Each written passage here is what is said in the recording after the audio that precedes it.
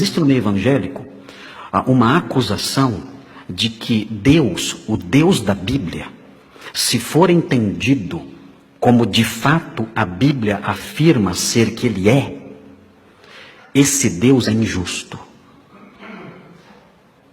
Dizem o seguinte, olha, o apóstolo Paulo diz, nas suas epístolas, o apóstolo Paulo diz que Deus é um Deus que escolhe aqueles a quem Ele vai salvar.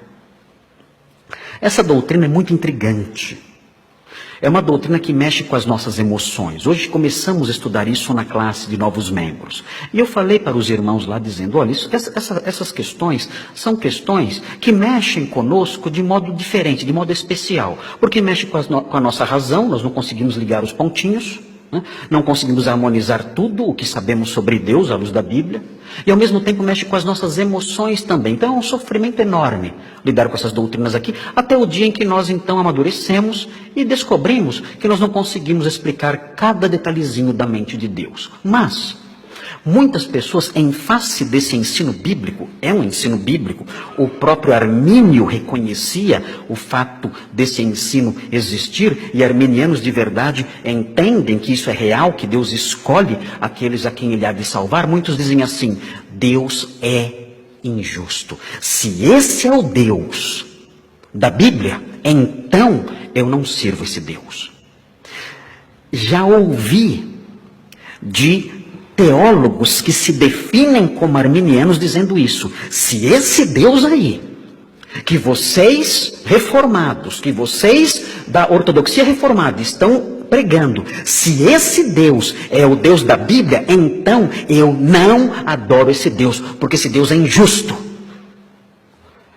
Como Ele pode escolher alguns e rejeitar outros? Se Ele é assim, Ele é injusto. E nós vemos nisso, então, uma acusação contra o caráter de Deus.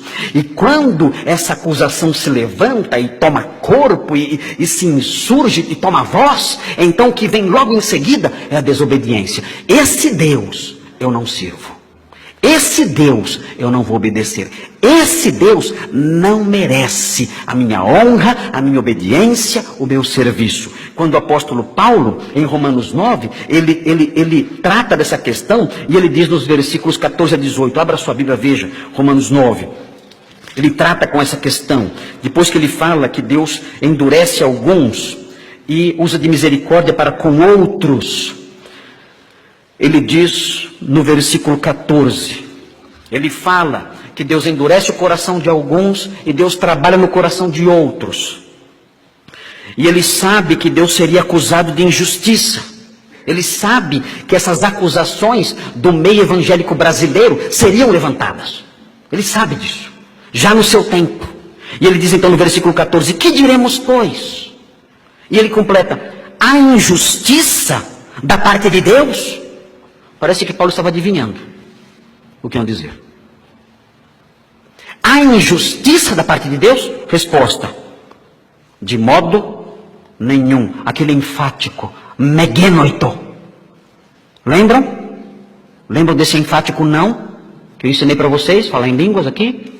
Lembram? Megenoito.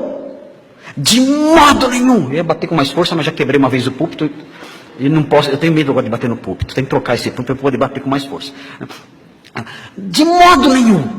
Não. Deus não é injusto. E ele prossegue no versículo 15. Pois ele diz a Moisés, terei misericórdia de quem me aprovar. E ele prossegue. Ele não explica como Deus não é injusto. Ele simplesmente diz, Deus não é injusto. As conclusões lógicas de vocês não interessam. O que vocês pensam a partir dessas verdades sagradas, dessas verdades santas e intocáveis, não interessa. O fato é que Deus faz isso e Ele não é injusto. Essas acusações de que Deus é injusto têm uma fonte. Essa fonte é o diabo e é o coração perverso de vocês. É isso que faz com que essas acusações se insurjam, se levantem. E o resultado disso é a desobediência. Quando eu descubro que Deus é injusto, quando eu acho que Deus é injusto, eu deixo de obedecê-lo.